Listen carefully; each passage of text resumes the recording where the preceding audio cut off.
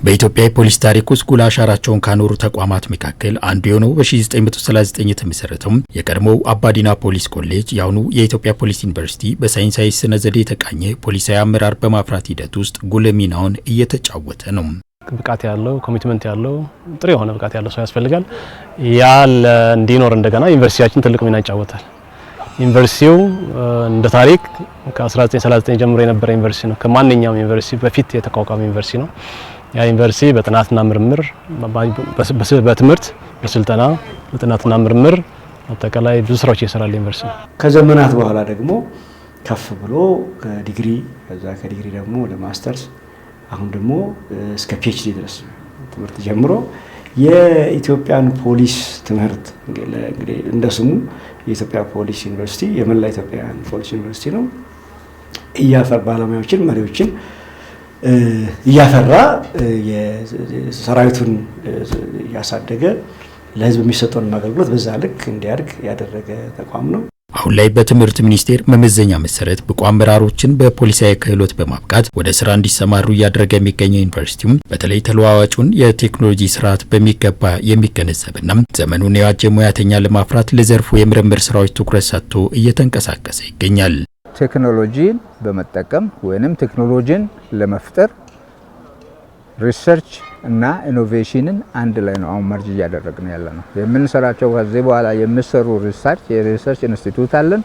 የሪሰርች ኢንስቲትዩቱን ከቴክኖሎጂና ኢኖቬሽን ዲፓርትመንት ጋር መምሪያ ነው ኮሚሽነር ጀነራል አመራር ነው መምሪያ ሆኖ የተቋቋመው።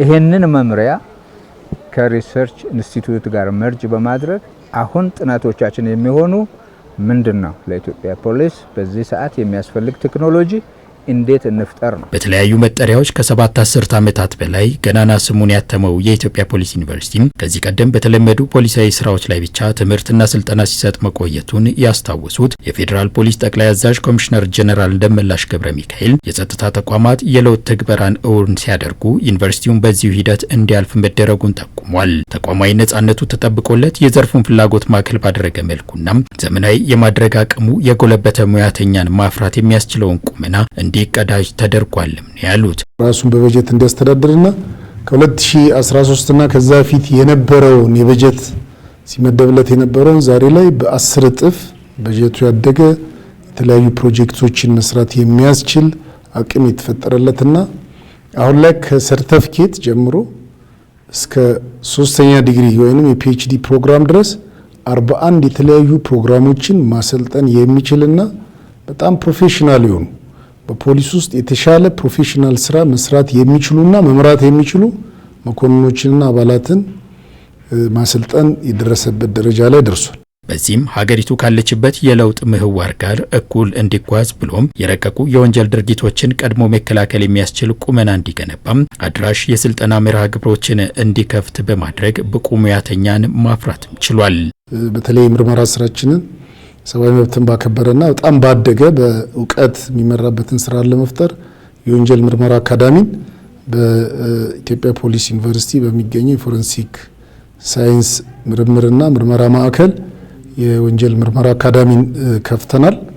እዛም ብዙ በፎረንሲክ በታክቲክና በቴክኒክ የምርመራ አቅም ስልጠናዎች እንዲያገኙ እና በእውቀት የሰብአዊ መብትን ባከበረና በዲሲፕሊን ምርመራዎችን እንዲመሩና እንዲመረምሩ የሚያስችል እውቀት እንዲያገኙ የተደረገ ነው። አንድ ዘውግ ላይ ልየታ በማድረግ በፖሊሳዊ ሙያዎች ላይም በልዩነት የሚጠቀሰው ተቋሙ ከሪፎርም ትግበራው ማግስት አደረጃጀቱን በመከለስ እየሰጠ የሚገኘው ትምህርትና ስልጠና በሁለንተናዊ ፖሊሳዊ አቅምን በማሳደግ ከሀገር የተሻገረ ሚናውን እየተወጣ ነው።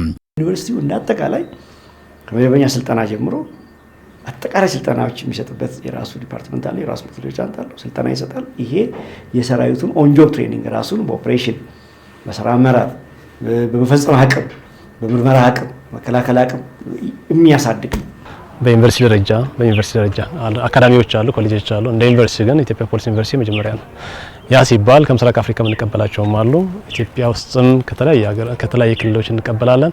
በዋናነት ግን የእውቀት የክህሎት አመለካከት ስብዕና ተቀርጾ እንዲወጣ ትልቅ የሆነ አስተዋጽኦ እያደረገ ያለ ተቋም ነው። በቀጣይም የኢትዮጵያ ፖሊስ ዩኒቨርሲቲ በዘርፉ አህጉራዊ የልቀት ማዕከል የመሆን ግቡን አንግቦ እየተንቀሳቀሰ ነው።